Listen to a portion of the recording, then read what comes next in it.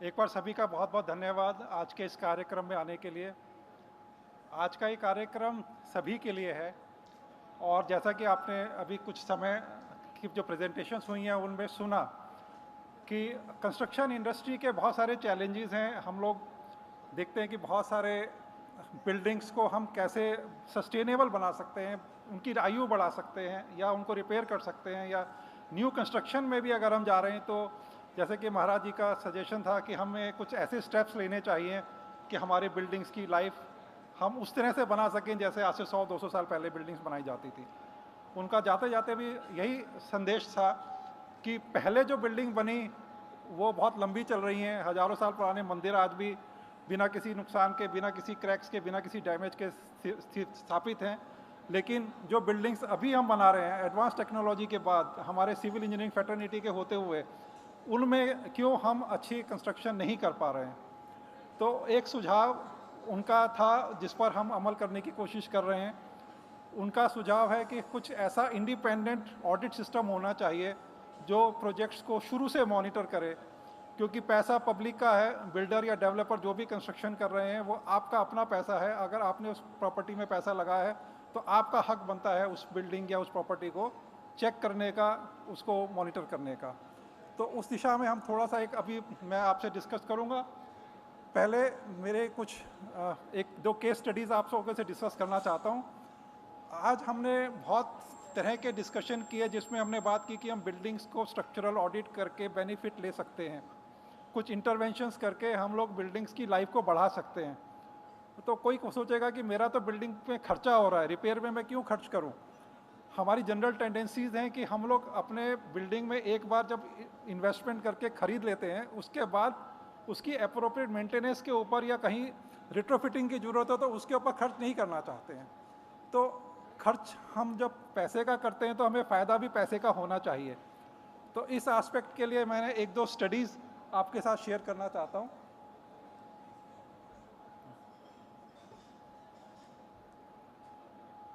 तो अगर हमारे कोई बिल्डिंग में अगर हमें कुछ डिफेक्ट नज़र आता है तो हमारे सामने तीन रास्ते हैं। एक तो ये कि हम उसको इग्नोर करें। अगर हम इग्नोर कर देंगे तो वो उसमें बाद में रिपेयर्स की रिक्वायरमेंट बढ़ती जाएगी। हम और ध्यान नहीं देंगे तो धीरे धीरे उसको पोटेंशियल फेलियर की तरफ चली जाएगी, डिमोलिशन की तरफ हमें जाना पड़ेगा।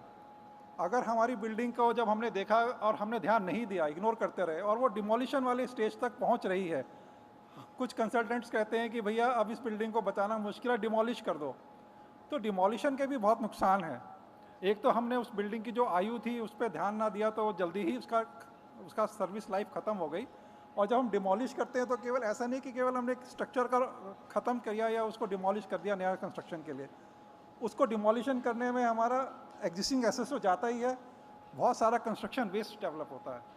कंस्ट्रक्शन वेस्ट भी एक तरह का पॉल्यूटेंट है। कंस्ट्रक्शन वेस्ट के साथ में अब जब हम उसके बाद दोबारा बनाए जाएंगे तो बहुत सारा न्यू रिसोर्स उसके अंदर लगेगा, कार्बन एमिशन, या जो हम आजकल सस्टेनेबिलिटी की बात कर रहे हैं। जैसा कि महाराज जी ने कहा कि हमें 500 साल बाद का अगर सोचना है तो हमें सस्टेनेबिलिटी पे आज ही ध्यान देना होगा और हमें बचना होगा इस डिमोलिशन वाली साइकिल से। डिमोलिशन हम तब करें जब कोई और रास्ता ना हो, अन्यथा हमारे पास तीसरा ऑप्शन है कि हम इंटरवेंशन करें।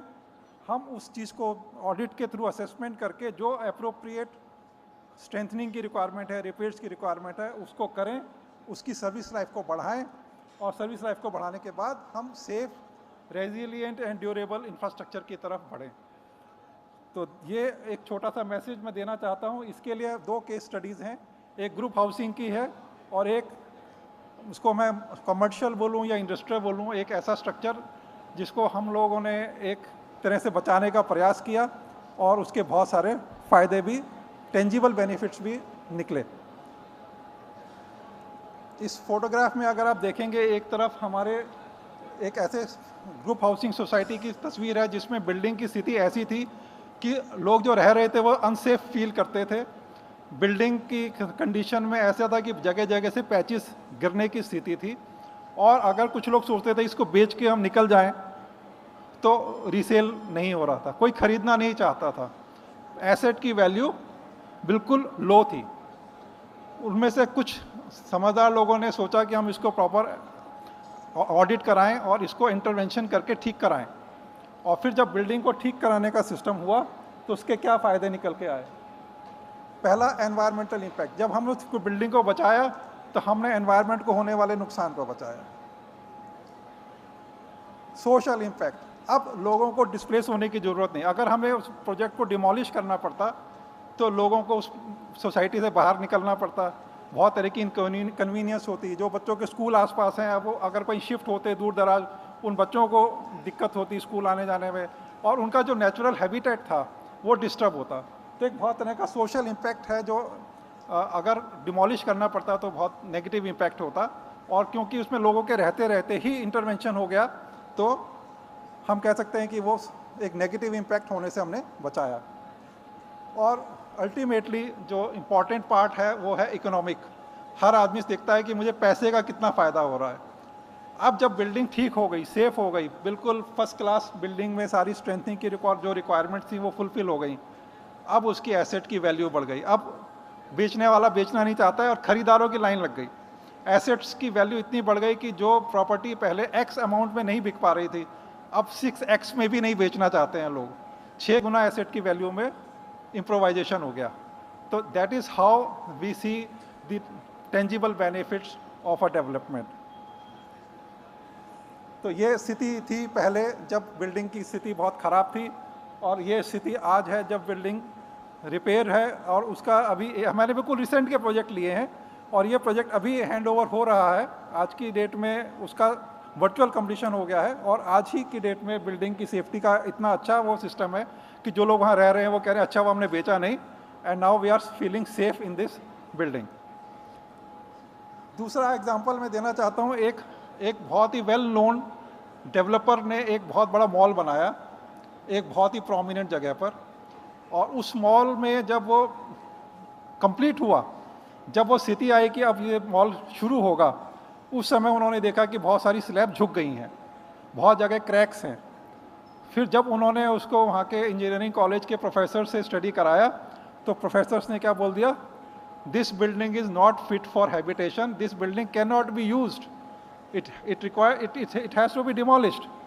आप समझिए अभी मॉल का वो स्ट्रक्चर कंप्लीट ही हुआ है और उसके अंदर इतनी ज़्यादा समस्याएं हो गई। और ये मैं ये नहीं कहूँगा कि इसमें क्वालिटी बहुत ख़राब थी। वो बिल्डिंग में बड़े बड़े स्पैन थे जिसमें प्री स्ट्रेसिंग टेक्नोलॉजी का यूज़ हुआ था, जिसमें शायद वो प्री स्ट्रेसिंग ठीक से नहीं हो पाई और बहुत जगह पर क्योंकि बड़े बड़े स्पैन थे स्लैब झुक गई और उसकी वजह से बिल्डिंग में नुकसान हुआ। अब यहाँ देखिए किसी के लिए ये बहुत बड़ी समस्या हो गई, उनका पैसा डूब गया। और वहीं एक और कोई इंडस्ट्रियलिस्ट थे, उनको अपना इंडस्ट्रियल यूनिट का एक्सपेंशन करना था, उनको 4-5 लाख स्क्वायर फीट का स्पेस चाहिए था, क्योंकि अगर वो नया, उनके पास बहुत लैंड थी, वो कहते अगर मैं लैंड पे बनाने जाऊंगा तो मुझे 3-4 साल लग जाएंगे उस सेटअप को बनाने में, लेकिन कोई मुझे बना बनाया सा मिल जाए तो मैं उसको अपना फटाफट करके 6 महीने में प्रोडक्शन कर सकता हूं, क्योंकि उनको प्रोडक्शन एक्सपोर्ट करना था, बहुत उनके ऑर्डर्स थे और उनको 6 महीने के अंदर अंदर अपना बहुत सारा काम भी करना था। और उनके लिए ये एक बड़ी अपॉर्चुनिटी मिली, उन्होंने हमें बुलाया दिल्ली से। ये प्रोजेक्ट हमारे दिल्ली से 300-400 किलोमीटर की दूरी पर है। उन्होंने हमें ढूंढा, हमें बुलाया और हमसे पूछा कि क्या इस बिल्डिंग को हम ठीक कर सकते हैं, क्योंकि ऑलरेडी 2 ऑडिट हो चुके हैं, इंजीनियरिंग कॉलेजेस के प्रोफेसर ने डिमोलिशन की रिकमेंडेशन दे दी है। हमने उस बिल्डिंग पे पूरी टेस्टिंग कराई। उसमें टेस्टिंग में जो इन्वॉल्व थे उनमें से हमारे ही बीच में एक ऑडिटर हैं, उन्होंने वहाँ पर जाकर फिजिकली टेस्टिंग करी। टेस्टिंग के बाद हमें समझ में आया कि 80% एरिया बिल्कुल ठीक है, ओनली 20% इज़ द लोकेशन जहाँ पर हमें स्ट्रेंथनिंग की ज़रूरत है या कुछ इंटरवेंशन की ज़रूरत है। तो हमने उनको एडवाइस किया कि साहब इससे 20-30 करोड़ रुपए का खर्चा है इंटरवेंशन का, अगर आपको ठीक लगता है तो आप ले लीजिए और अदरवाइज़ ये बिल्डिंग डिमोलिशन में। उन्होंने इसको अपॉर्चुनिटी समझा, उन्होंने बड़ा अच्छा सा निगोशिएशन किया, बहुत सस्ते में उस मॉल को ख़रीद लिया और अपना एक बड़ा इंडस्ट्रियल सेटअप प्रोडक्शन यूनिट उसको कन्वर्ट किया। अब इसमें अपॉर्चुनिटी पे अपॉर्चुनिटी देखिए कि ये कमर्शियल बिल्डिंग थी, लोग इंडस्ट्रियल को कमर्शियल में कन्वर्ट करते हैं, इन्होंने कमर्शियल को इंडस्ट्रियल में कन्वर्ट कराया जब अथॉरिटी से, तो उन्होंने कहा इस बिल्डिंग में तो बहुत लोगों को रोजगार मिलेगा, तो गवर्नमेंट की स्कीम है, हम आपको इंसेंटिव देंगे, आप 6 महीने में अपना प्रोडक्शन शुरू कीजिए, कम से कम 500 लोगों को रोजगार दीजिए, तो आपको कुछ करोड़ रुपए का इंसेंटिव भी है। तो उन्होंने हमें बोला अमन जी अब इसको फटाफट हमें स्ट्रेंथन करना है, क्योंकि हमें से प्रोडक्शन अपने लिए भी चाहिए और इंसेंटिव के लिए भी चाहिए। और फिर हमने उसको जब इंटरवेंशन का डिज़ाइन करके उसको तैयार कराया, तो ये अभी इसकी कुछ करंट स्टेट की फोटोग्राफ्स है। ये उसके अंदर का काम है, जिसमें उन्होंने 4 लाख स्क्वायर फीट का ये मॉल था, उसको 6 लाख स्क्वायर फीट का इंडस्ट्रियल यूनिट बना दिया। मॉल में बहुत सारे ओपन स्पेसेस होते हैं, वहाँ पे उन्होंने मेज़नाइन क्रिएट कर लिए, छतें कवर कर ली, और इस तरह से आप देखिए कुछ मेज़नाइन क्रिएट हो गए, और उन्होंने 6-8 महीने के अंदर ही इसको एक ब्यूटीफुल बिल्डिंग में कन्वर्ट कर लिया। और अगर हम देखें तो पहले की बिल्डिंग में ये ऐसी स्थिति में थी जब ये डिमोलिशन के लिए रिकमेंडेड थी, अभी उसका काम चल रहा है। ये बिल्कुल लेटेस्ट 2 दिन पुरानी फोटोग्राफ हमने ली है। फसाड का केवल काम रह गया है, अंदर से मैंने आपको फोटोग्राफ दिखाए, अंदर से पूरी तरह से फंक्शनल है ये इंडस्ट्रियल यूनिट। और अब टेंजिबल बेनिफिट की अगर मैं बात करूं तो जिस वाइज इंडस्ट्रियलिस्ट ने इस प्रोजेक्ट में इन्वेस्ट किया, उसने कम से कम अपने 100 करोड़ रुपए का प्रॉफिट कमा लिया इस प्रोजेक्ट में, केवल इंटरवेंशन करके। न केवल पैसा कमाया, इतना सोशल जो नुकसान हो सकता था, हमारे एनवायरनमेंट को नुकसान हो सकता था, वो भी सारा बचाया। तो हम कह सकते हैं कि इंजीनियरिंग टेक्नोलॉजीज़ आज की डेट में बहुत एडवांस्ड हैं, इम्प्रूव्ड हैं। हमारे बहुत सारे टेक्नोलॉजी पार्टनर्स ने अभी प्रेजेंटेशंस दिए, बहुत इनोवेटिव मटेरियल्स हैं, बहुत तरह के सिस्टम्स हैं, चाहे वो फायर सेफ्टी का मैटर हो या स्ट्रक्चरल स्ट्रेंथनिंग का मैटर हो। इवन रिइंफोर्समेंट स्टील की भी अगर हम बात करें तो आज लो एलॉय स्टील्स अवेलेबल हैं मार्केट में। SRM भी हमारे इसमें स्पॉन्सरर हैं। SRM भी स्टील जो कि प्राइमरी स्टील है, और उसमें कह सकते हैं कि करोजन रेजिस्टेंस भी है, मतलब वो एक ड्यूरेबिलिटी को भी रिप्रेजेंट करता है। तो इस तरह की भी रिइंफोर्समेंट स्टील्स आज की डेट में मार्केट में है, तो हम लोग बहुत अच्छा काम कर सकते हैं। अब जो कॉन्सेप्ट के ऊपर मैं थोड़ा सा 5 मिनट आप लोगों का ध्यान चाहता हूँ। हम अगर जनरल बात करें तो आज की डेट में जो कस्टमर है, आप लोगों में से बहुत सारे लोग हैं जो फ्लैट खरीदना चाहते हैं, या जिन्होंने फ्लैट्स खरीदे हैं, या कुछ घर खरीद रहे हैं, या कोई ऑफिस खरीद रहे हैं। आप जब जाते हैं तो आपके सामने क्या क्वेश्चन होता है? आप देखते हैं कि बिल्डर की मार्केट वैल्यू क्या है, या उसकी रेपुटेशन कैसी है, और फिर अगर रेपुटेशन हाई है तो आप हायर प्राइस पे भी, जैसे मैं देख रहा हूँ यहाँ पर 8,000 रुपये स्क्वायर फीट से लेके 14-15,000 रुपये स्क्वायर फीट तक की कंस्ट्रक्शन बिक रही है, just based on brand value. लेकिन हमें नहीं मालूम अंदर प्रोजेक्ट की स्थिति क्या है। कौन बताएगा हमें उस प्रोजेक्ट की स्थिति? कोई इवेल्यूएशन नहीं है, हम केवल ब्रांड। और मैंने अभी जो आपको एग्जांपल मॉल वाला दिया, वो ब्रांड भी आज से 8-9 साल पहले टॉप ब्रांड में काउंट होता था। लोग आंखें बंद करके उनके प्रोजेक्ट में पैसा लगाते थे और वो मॉल वाली स्थिति में पहुंच सकते थे।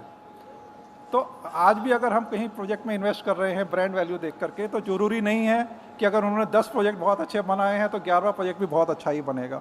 एक 360 डिग्री इवैल्यूएशन की ज़रूरत है, एक इंडिपेंडेंट रेटिंग सिस्टम की ज़रूरत है, पब्लिक के लिए ट्रांसपेरेंसी चाहिए कि आप कैसे उस प्रोजेक्ट को समझेंगे कि प्रोजेक्ट के अंदर एक्चुअल में क्या है।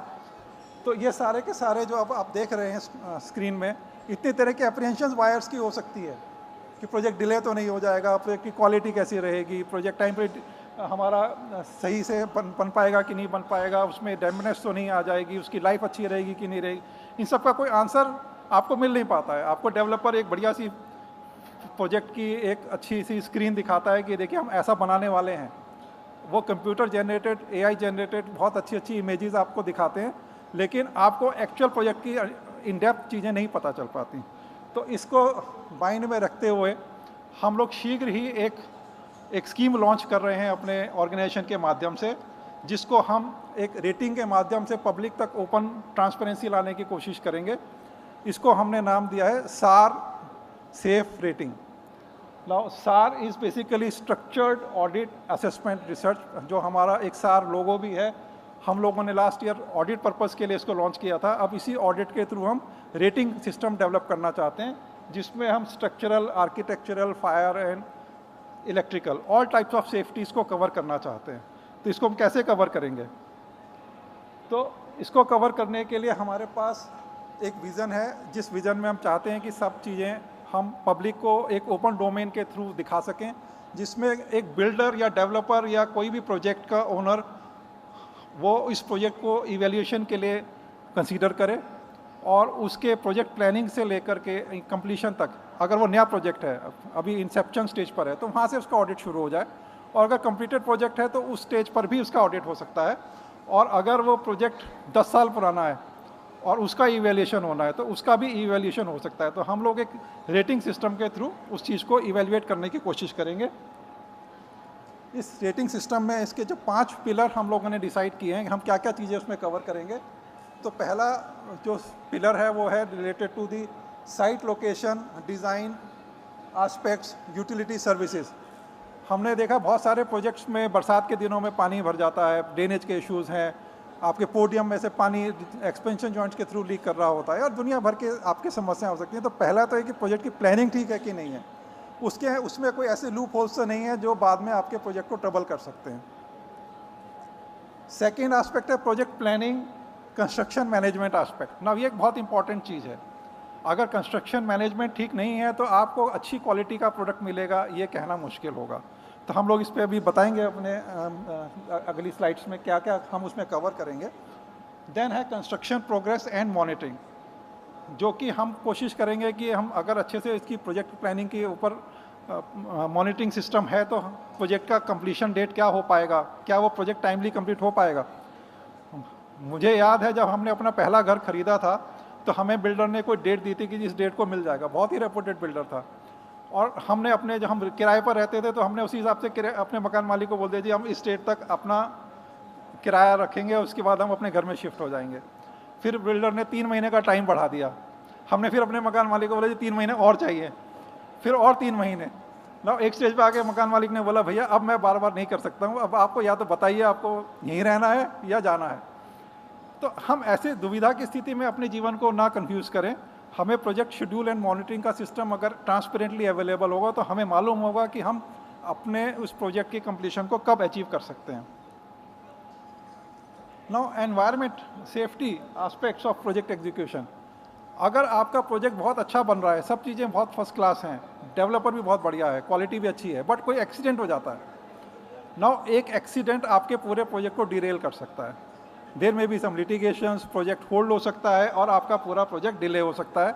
और अगर हम देखें तो नोएडा, ग्रेटर नोएडा और बहुत सारे एरियाज में बहुत सारे हॉल्ट प्रोजेक्ट्स हैं जिनमें कि किसी ना किसी इश्यूज़ की वजह से प्रोजेक्ट कंप्लीशन तक नहीं पहुंच पाए। तो इंटेंशन अच्छी होने के बाद भी अगर हमारा सिस्टम ठीक नहीं है तो रिस्क हमारे प्रोजेक्ट के बने रहते हैं। एंड देन हमारा 5th pillar of this approach would be that उसमें कितना इनोवेशन है, सस्टेनेबिलिटी का एस्पेक्ट कितना है, ऑपरेशन एंड मेंटेनेंस के लिए प्रॉपर प्लानिंग है कि नहीं है। इन सब एस्पेक्ट्स को देखते हुए ये हमारा जो प्रपोजल है, जो हम सार रेटिंग के लिए हम बात कर रहे हैं, ये हम कवर करना चाहेंगे। तो फ्यू स्लाइड्स ऑल जो भी हमने पिलर्स की भी बात करी कि साइट लोकेशन में हमारे पास ये सारे पैरामीटर्स होंगे जो हम एनालाइज करेंगे और एक वेबसाइट पर, एक पोर्टल पर सारे किसी भी प्रोजेक्ट को जिसको हम इवेल्युएट करेंगे उसका प्रॉपर एक्सपर्ट्स के थ्रू डिटेल्ड एनालिसिस इन सब एस्पेक्ट्स पर होगा। Project planning and construction management, इसमें भी क्वालिटी प्लान्स कैसे हैं, construction specifications, contract management, project management structure, MIS monitoring system. हमने देखा बहुत सारे अच्छे डेवलपर्स के प्रोजेक्ट्स में भी project monitoring system, MIS system थोड़ा मिसिंग रहता है और उसकी वजह से जब प्रोजेक्ट आधा ख़त्म हो जाता है तब भी डेवलपर को भी पता चलता है अरे हमारे प्रोजेक्ट में तो बड़े सारे रिस्क रह गए। ओनर की, जो प्रोजेक्ट डेवलपर है, ओनर की इंटेंशन बहुत अच्छी होते हुए भी अगर सिस्टम्स ठीक नहीं है तो परेशानियाँ आती हैं।